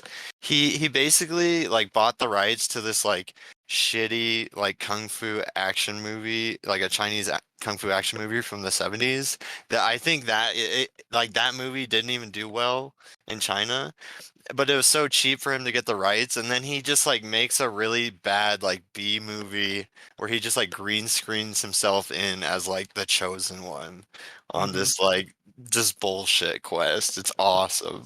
It's so stupid. It's so good. Yeah, I can't recommend that movie enough. Dude, I hope that gets picked because I haven't seen it. Dude, man. Yeah, it's great. So I mean, I could talk about it quite a bit. I love I mean the main thing just the villain Betty. Is there He's- like a fight scene with a cow? yeah, it's Okay. super dated and it's like a parody of The Matrix and it just looks really bad and it goes on too long. But even that has its moments. Like it's awesome. I love that movie. So that's my number 2 pick. There's a Sichuan Chinese restaurant down the street from us. Maybe me and Grace will like get takeout and watch Kung Pao. Dude, One of these. another thing that makes it like such a good bad movie, he like purposely doesn't sync up the lip syncing, so it's always like fucked up. There's even a That's part where awesome. like the dog like barks visually, and then the dog like 20 seconds later he lies down, and then the soundtrack is like, ooh, like that shit is awesome. Or there's like these 2 NPC characters, and they're like, oh my god, what's going on? And like this guy is moving his lips for like 15, 20 seconds, 25 seconds, and he's like, I don't know. It's like, oh my god, it's so good. Yeah, that is a funny ass movie. Have you seen? That reminds me of Lost in Translation. Have you seen that movie? No, I need to. So I know of like a lot of these movies you guys have talked about, but I need to catch up. So in Lost in Translation, it's Bill Murray, and he's Mhm. like on the set of a Japanese commercial, and there's a Japanese director that's like yakking at him, and he's like, the Japanese director is talking to his assistant, and he goes on for like a couple minutes about like what's going on, and then the translator just gives him like 2 sentences, but and Bill Murray's like, that couldn't have been everything that he said. He talked for like 2 minutes. You didn't just say faster with more intensity. He was like going on for several minutes. You got to watch it. One of the best compliment, I don't know whether it's true or not, but one of the best compliments I ever got in my life was somebody said that Lost in Translation would be a very Sam movie, and I took that as that was such a nice thing for that person to say, and I've always remembered that. But of course, every male on the planet remembers every compliment that they've ever gotten. So, so let's see. We did Kung Pao, and I think we're on to Neill. Mhm. Okay, so I moved this one up my list because I wanted Alex to be here for it because I wanted his take on a horror movie. Mm. Sam and Paul know I'm not actually a big horror fan. Sam dragged me to go see the Evil Dead remake, and I'll never. And it was awesome. It was awesome, but I'm actually like a big wuss around horror movies typically. So this one is actually kind of a reversal of what I was talking about with the Kurosawa movies, where like a lot of things are just remakes of things that came previously, and they might even be good, but the original is better. In this case, I originally was going to put Jaws. Hell yeah. And then I kind of thought about it, and I was like, Jaws is only scary if you're early or if you're stupid. Because I'm going to the beach with my family. I'm going to enjoy a good time. I'm on vacation on Amity Island, and oh god, my wife just got bitten in half by a giant shark. Okay, that's scary. now that I'm out of the water, what's the problem? Mm. Like the whole like the whole conclusion to the threat is the line, we're gonna need a bigger boat. Just why is the local sheriff and these two random guys dealing with it? Call the Coast Guard. They have guns. Like it's not a big deal. Jaws is not a big deal. Yeah. Just literally don't go in the water. Like, Yeah. I think that's one of the taglines. Don't go in the water. Problem solved. Yeah. And so thinking about it, I went to the version of this movie that's actually scary, Tremors. A nice pick. I watched Tremors with you first time. So like they're functionally the same premise. Mm. It's a hidden monster movie, but the difference is that the graboids, I think they actually look better. Again, going to my practical effects fetish, like the graboids look great. Like all the practical effects in this movie look great, and the fake shark looks fake. Which is why they don't show it often. They just showed like the effect of it, and that was a good choice on Spielberg's part. But I think the graboids actually look cool. They look scary, and that the fact that they are land sharks, like the movie establishes everything that's necessary to make them scary. You're in this remote valley where there's one way out. At one point in the movie, the graboids cause a landslide, which means that everyone's trapped in the valley. It's a desert region, so you can't just like survive indefinitely out in the wilderness. Like you've got like a soft clock time limit involved. And then the whole like they're attracted by vibrations makes sense, but it also means that it's hard for people to move on land. You have to find a way to move safely rather than just staying out of the fucking water. They established that the graboids are capable of like taking on a car and winning.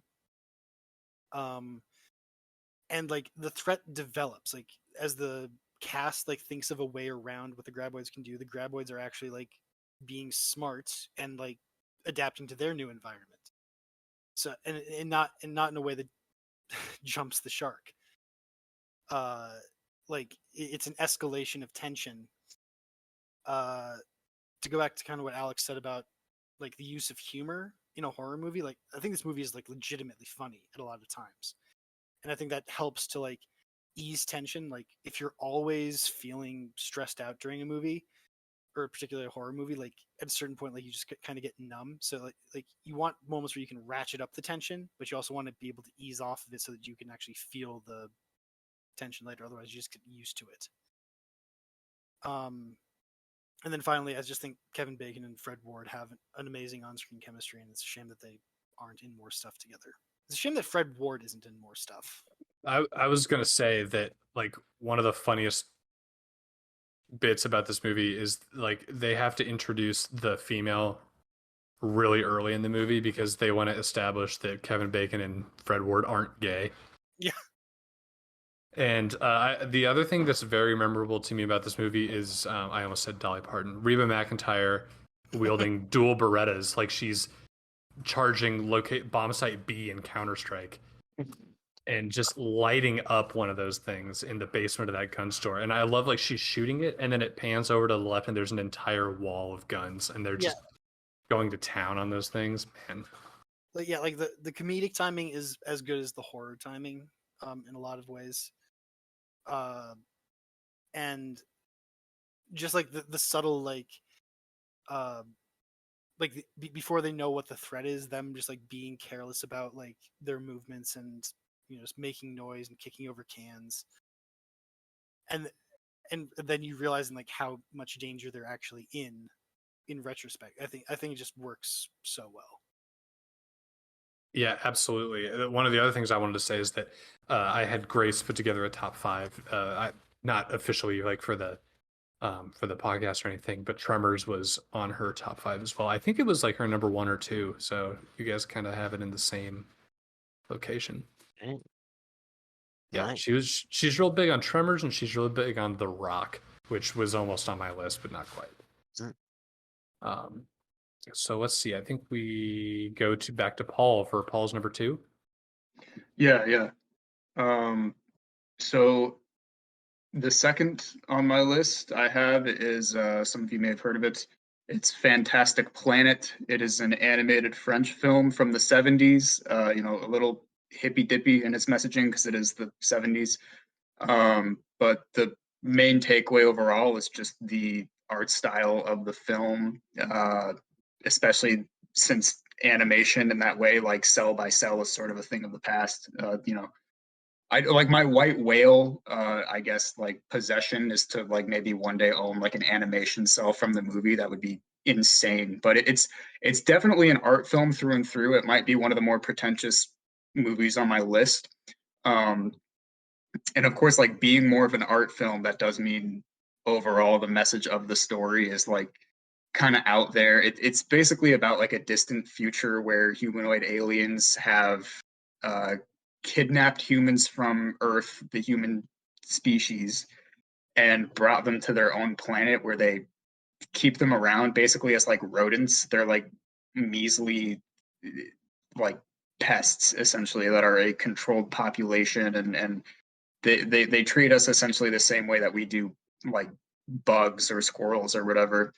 And so the movie itself chronicles the journey of one of the humans sort of befriending one of the giant alien species and working together to amend their disposition. So it's basically a message of like, oh, if we can love nature, all love each other, like hippie shit. But it's kind of cheesy, but the composition of the film in itself is amazing. And it is also all in French. So if you're one of those people who doesn't like reading your movies, then it's probably not for you.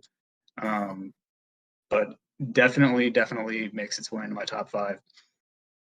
Dude, the only movie I've ever watched where I wasn't able to keep up with the subtitles because people were talking too fast and about things that I was too dumb to understand was Ghost in the Shell, the 97 anime.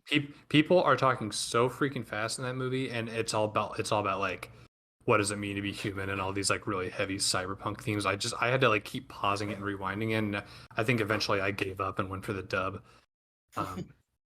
But I have never heard of this Fantastic Planet thing before. That I would be overjoyed if that came up on the randomizer for something to check out. It is Yeah, in I the think you'd like it. Criterion collection. It's in the what collection? Criterion. Yeah, it is a Criterion Awesome. film. Awesome. That's super Yeah, cool. my girlfriend has it on DVD. That's how I heard about it. So my number 2 is going to be, this was my number 1 for a huge portion of my life, is going to be 2001: A Space Odyssey. Nice. And this was, we were talking earlier about how some of your favorite movies are ones that you see in your formative years. I would say this was the movie that kind of opened my eyes to movies being more than just something kind of trivial and digestible, and wanting to watch more serious movies and wanting to like get into older movies. So the backstory is because I took Chinese in high school along with Gideon, I think. I could not take art of film. Art of film was always at the same time as Chinese, which was a shame. But I went and I kind of like looked up on my own. I was like, hey, what are some of the most historically relevant films? I just got like a list on the internet, and one of the number 1 films on that list was 2001. So I went down to Blockbuster when my parents and my brother were out at one of the Muscatine football games, and I got it and brought it back. And they're not home. I can watch it as loud as I want. And that was around the same time that we had our first HDTV and we had a Blu-ray player. And so I had 2001 on Blu-ray, and I watched it, and it blew me away. I can't oversell how impressive the special effects were, especially for their time, like 1969, and how much it really sold that future. I mean, you would think offhand that watching a bunch of spaceships fly around to Tchaikovsky and all this classical music would be boring, but I was like totally riveted by it. And the part that sticks out in my mind, the image, is them taking a Hilton space flight to a Hilton hotel space station, right? And they're on the flight, or maybe it's like Pan Am or something, I guess. and a passenger falls asleep in his pen. His fountain pen is like floating out of his pocket, and the stewardess just walks by in zero gravity. She's got these like Velcro shoes on. She takes it and she sticks it back in his pocket. Very matter of fact, like that's something she does every day. It's not amazing. It's not sold as being this big special epic thing. And then she walks to go to the cockpit, to the captain's cabin, and she walks up the wall in like zero G with her Velcro shoes on to deliver the tray of food, and none of it comes off. And what they were doing is they were shooting it, and they were rotating the camera, and they were rotating the set at the same time. So it doesn't, the camera never goes anywhere, but it does look like she walks up the wall. Just totally amazing stuff. For me, it's less about like all the questions and like all the trippy ending of the movie where it's like, like what lies beyond time and space and what is the monolith and all these kind of more cerebral questions. Like I'm not even in it for that. I'm just in it for the wonder of space and special effects and the music. And I don't know. I just can't say enough good things about 2001. But of course, that's a movie that needs it doesn't need anybody to vouch for it. I just think it's one of the best ever. So, any of you guys seen it? Yeah. I still need to see like that and like Tremors in their entirety. I've like caught like certain scenes or things or like intros. And everybody But- knows some of the tropes, like open the Right. pod bay doors, and Yeah. everybody knows The monolith, even the yeah, like the intros, monkeys walking around the monolith and Mhm. things Main like that. theme. the music. Yeah. Yeah. Yeah. Awesome. So yeah, back to Gideon for your number one. All right. My number one. So I wanna preface this movie by saying I'm an OG to this movie. Like nobody told me to go check it out. Like I just naturally found it. And I know it's really recent and it had like the Oscar sweep, but Everything Everywhere All at Once. This movie is like insane to me. I saw it. So I saw like Swiss Army Man before, which is the Daniels like first movie, and I remember really liking that. But it was like even same with Everything Everywhere. It's almost like a movie that definitely for some people it's just too weird and they write it off. It's like this is just too weird, which is totally acceptable and fine. Not everything has to be for everybody. But man, this movie like just like came out at a perfect time and like perfect place in my life right before I made like this big move and everything. I remember seeing the trailer and I was like, I'm definitely gonna see that as soon as possible. And I saw like one of the first screenings I could, and it was just me and my girlfriend and my best friend Rowan, and we were all just in the theater and there was nobody else.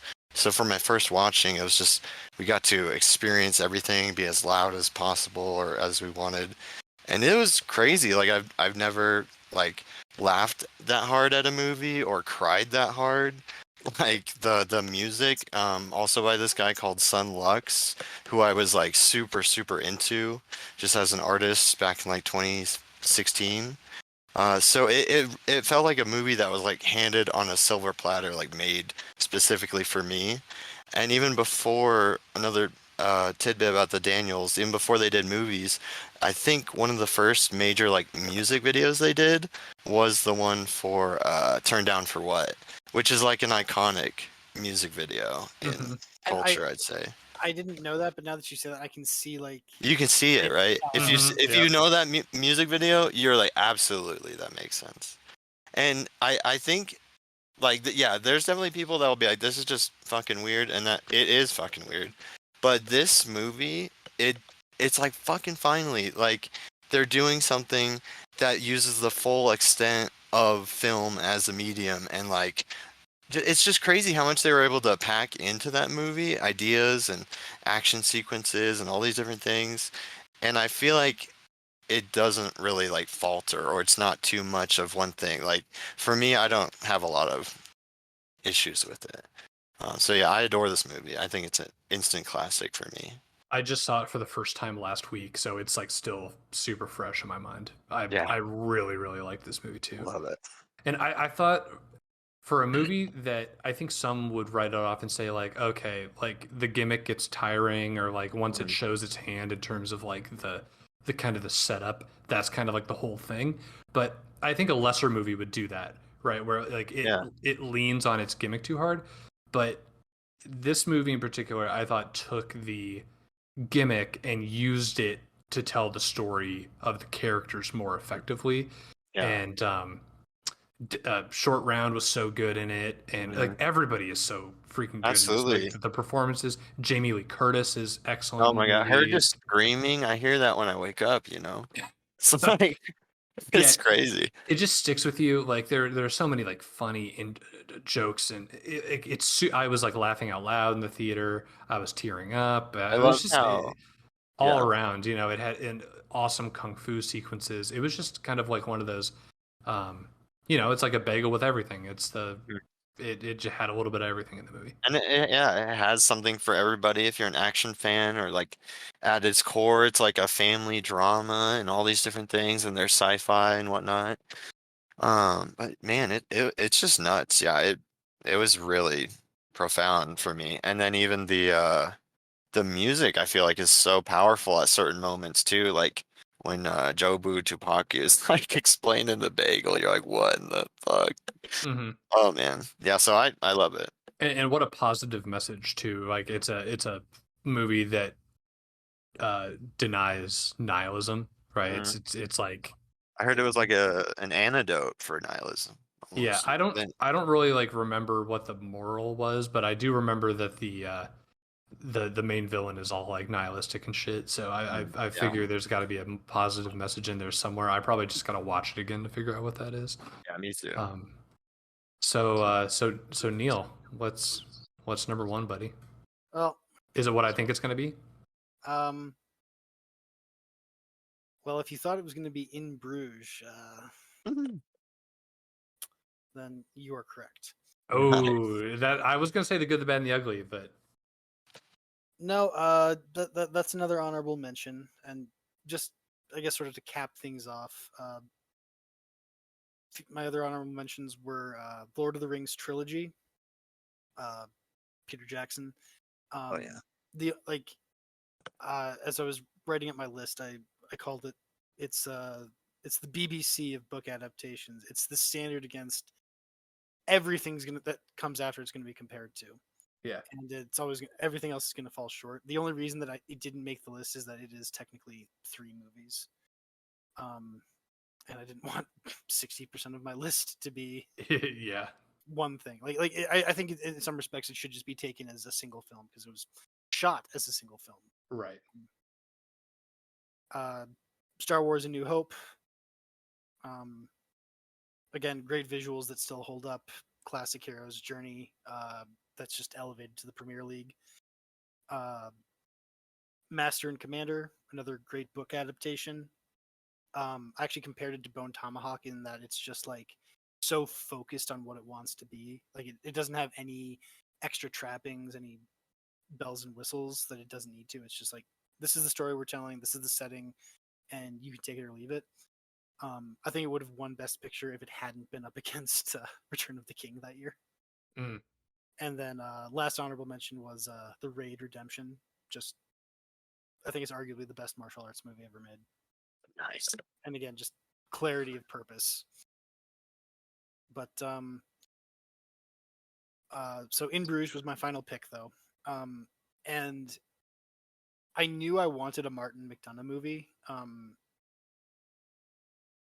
and like in some ways I think that there are other Martin McDonagh movies that I actually like more than In Bruges, but I think one of its strongest points is that it's also like one of his most accessible movies, and that's not always a good thing, but I think in relation to this director, I think it is a good thing.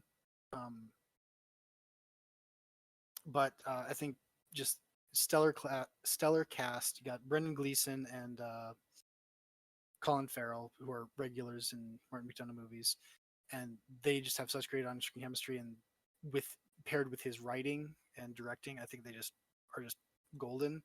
And then you get Ray Fiennes in the third act, who just absolutely crushes it. Great supporting cast as well. But I think it's probably one of just the best examples of a black comedy where it's genuinely funny, but it's also like sad and depressing. And anybody who knows me really well, I think that's kind of the vibe that I shoot for. Dude, I remember watching this movie in your apartment, and originally, like when I walked away from it, I was thinking like, okay, I kind of see where Neil's going with this movie.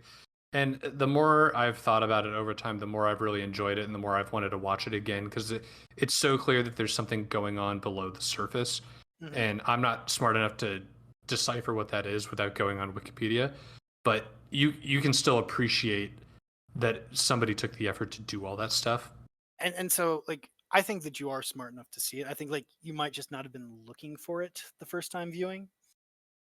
Because like if you look at like the like DVD cover or whatever, like, it's presented as just a comedy, and it's so much more than that. So you go into it thinking it's just a comedy, and you're going to be disappointed, I think, if that's all that you want it to be. But like I think that, you're right. I think there's a ton of things that are going on. I think that's indicative of most of McDonough's filmography. Like he's tackling guilt, mental illness, morality, purpose in life. But I think In Bruges is probably the most accessible version of that. I watched his most recent movie, The Banshees of Inisherin, with my mom over Christmas, and that is like almost inapproachable. Like if that was your first movie by him, you're not going to watch anything else. No, I see. But I think In Bruges is just like it's on that fine line where it's like accessible to the general masses, but it's still also like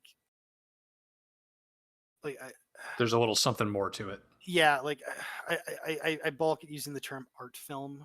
Like to me, that has like a dirty connotation. Yeah, I know what you mean, but you're right. It's not overly snobbish or impenetrable. It's accessible, and it's got something more going on to it as well. I think that's a hallmark of a lot of movies on my list too. Mhm. So Paul, let's hear your number one and then your honorable mentions.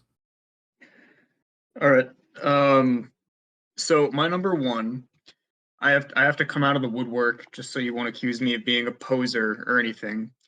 I've not seen this whole movie because it's actually impossible to see the whole movie. It is Metropolis, directed by Fritz Lang, an Austrian guy with an eye patch, Sick. from I think 1927. Straight up villain from Metal Gear. Yes. Man, It was actually written in response to the massive uptick in industrialization after the First World War.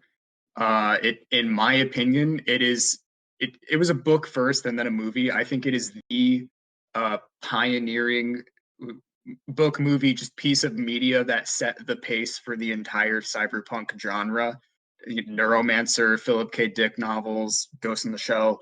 It's this 1920s idea of a high-tech, low-life type film uh, that takes place in a dystopian future where the classes are divided between the wealthy industrialists and then like the grubby workers, and it focuses on forbidden romance that happens between a guy from the industrial class and some girl who protests the divide and ends up creating this Romeo and Juliet situation, which ultimately ends up in this weird subterfuge where the girl is like replaced with a robot duplicate, and it culminates all in this giant revolution between the ruling class and the working class, and it's so the whole scenery behind the film is inspired by the Art Deco movement of the early 1900s, and I think the director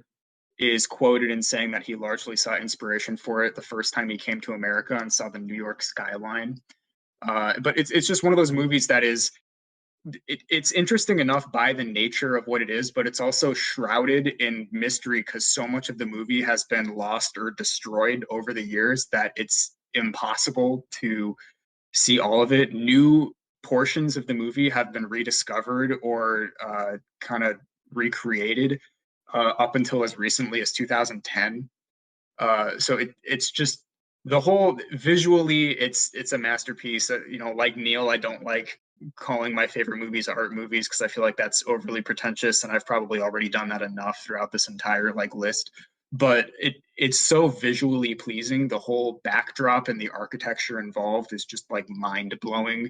And then the plot of the movie versus the whole nature of what happened surrounding it is just perfect. And like I said in the beginning, I do think it really set the pace for the whole cyberpunk genre. So it needs credit where it's due. Dude, I've got the criterion of this and I have not watched it, so it would be great if it came up on the list, so I had an excuse to finally sit down. Like it's not often you wake up on a Saturday morning and you're like, I'm gonna watch a 2.5 hour silent movie. Yeah, it's really long and it's a silent film. So again, it's like if you don't like reading your movies or if you get bored easily about like old movies, then it's maybe not for you. But I think it carries a lot of cultural significance. Yeah, totally, dude. Like Awesome. this movie is so visually striking. Like, I just like looking at the stills and some of the imagery of it. It's like Blade Runner, but 60 years before they made Blade Runner. So it's just amazingly impressive what they were able to do at the time. Mhm. Definitely, like, it got to be in the conversation for most technically impressive movie compared to when it came out. Yeah. That would be a good episode. Like, there's a handful that you can think of, like Jurassic Park and Blade Runner, Star Wars 2001, but Metropolis might be kind of the granddaddy of all those. And isn't it kind of amazing to think of that in like we can pretty much sum up the entire history of movies really as a medium in the last 100 years. Yeah, that is kind of crazy. I never thought about it like that. Honestly. Like almost exactly. I mean, really before 1920, there weren't many like Mm-mm. Even in the early 20s, like people were still experimenting with camera techniques and figuring out how to get all this shit working. But yeah, it's crazy how far we've come just in the relatively short amount of time. But okay, so I guess that leaves it up to me for our final. Oh, Gideon, did you list off your honorable mentions? No, I was gonna mention if it wasn't brought up, but Okay, go yeah, ahead. I'll just do a lightning round. Keep it quick. Scott Pilgrim versus the World. Love that movie. No Country for Old Men. District 9. The Life Aquatic with Steve Zissou. The Truman Show. Ooh. And also just the John Wick franchise in general is awesome. I'm gonna need a gun. Dude, what about Treasure Planet? Oh my god, yeah. There's too many movies. I couldn't Yes. even list them all. But yeah, those are my honorable mentions. Okay, so my honorable mentions are Midnight in Paris, Annie Hall, the Woody Allen movie. Neill is gonna roll his eyes for me. I mean that one. Similarly, in the Neill rolling his eyes bit is going to be High Fidelity. Oh my god, Neill, we're gonna throw hands about this movie. I fucking adore High Fidelity. It's so good. Okay, we're gonna have to hash this out at some point, but I don't. It's awesome. You're gonna have to watch it because Neill is wrong about this movie. Okay, yeah, I'll watch it. Can I just interject? Yes. I 100% understand why you, Sam Strayjack, like that movie. Yes. It's a very selfish pick. I can admit to that. It's like I see my own negative tendencies in this character, and he's getting this shit kicked out of him all movie. So it's like, yeah, all right, this is a good depresso kind It of looks thing. good. Yeah, I'm looking at it right now. Oh, dude, it's so fun. It's the first movie where Jack Black was ever Jack Black. Okay. So anyway, High Fidelity, Drive, the Ryan Gosling movie. Hell yeah. The Graduate with Dustin Hoffman. Mm-hmm. Porco Rosso, the Hayao Miyazaki movie. Roger Rabbit. Parasite. The Raid. The Prestige. Which is the best Christopher Nolan movie. I will not hear any differently. Blade Runner and Blade Runner 2049. Hell yeah. La La Land, Mhm. Kill Bill. I like part 1 more than part 2, but they're one movie, or at least they Yeah. were shot that way. So I'm just gonna say Kill Bill. Yeah. John Carpenter's The Thing, Willy Wonka and the Chocolate Factory, Pacific Rim, which we actually saw together in the theater, Gideon. Oh, I don't even Uh, remember that. I love yeah, that though. American Movie, the documentary, Terminator 1, and 12 Angry Men. Nice. And then my number 1 of all time is Alfred Hitchcock's Rear Window. Dude, hell yeah. I almost had that on my list. I love that This movie. this movie is a summation of everything that I like in movies. It's just wrapped into one. It's perfectly wound. It's super tight. There's not a frame out of place. It's like 90 minutes long. It's really short and concise, and it doesn't have a lot of fat on the bones, and it does a lot with very little. Yeah. Like it is the most minimalist movie on my list, even in my honorable mentions. It's even more minimal than 12 Angry Men. Well, no, sorry, I phrased that wrong. The only movie more minimal than Rear Window would be 12 Angry Men. But it still works on that same philosophy of like, we're going to give you 2 or 3 main characters that you know the names of, and then the rest of it is just going to be shot from Jimmy Stewart's perspective, watching the people in the apartment complex. I don't know, just you always hear things about movie directors. Oh, this guy's really good at screenplay, or this guy's really good at dialogue, and they always say Alfred Hitchcock is the master of suspense. But I went into this movie sort of skeptical about that. I was like, 1954. How suspenseful can you possibly be? I'm kind of rolling my eyes, like, okay, let's see it. Let's see the master of suspense. And halfway through this movie, I was like sweating watching Grace Kelly invading somebody else's apartment, about to get caught. Like, I couldn't believe how invested I was, just in terms of the things that he was doing as a director, to kind of pull you along and then relieve the tension for a little bit and then build it again. There's a reason that Hitchcock is regarded as like one of the great directors, and I think this movie, even more than Vertigo, even more than Psycho or The Birds or anything else that he's ever done, really kind of encapsulate his particular genius. So yeah, Rear Window is going to be my number 1. It's the shit. I feel like it's the perfect movie to almost like introduce a kid to see if they would like horror or like murder mystery type stuff. Because it's just scary enough. It's not like too much. Mm-hmm. Like anybody could watch that movie. Yeah. It's like, it's pretty. I would say it's got to be like G or PG, right? Like the only thing I think that like it is. It might be G, honestly. yeah, because there's nothing. I can't think of anything in that movie except for the guy walking at him in the end, and he's like flashing the flash bulbs.